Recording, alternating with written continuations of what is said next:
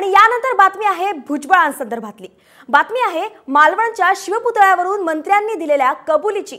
राजकोट किल्ल्यावर पुतळा उभारताना गफलत झाली हे मान्यच करावं लागेल अशी कबुली ज्येष्ठ नेते आणि मंत्री छगन भुजबळांनी दिली आहे। याआधी केसरकर आणि राणेंसारख्या मंत्र्यांनी सुद्धा ही घटना अपघात असल्याचं म्हटलं होतं, त्यावरूनही बराच वाद झाला होता।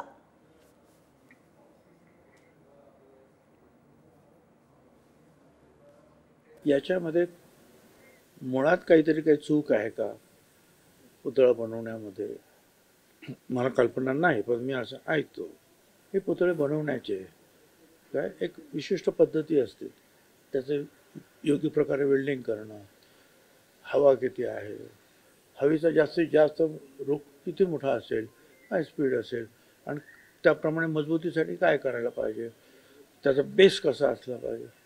कुठेतरी गफलत झालेली आहे एवढं तर नक्की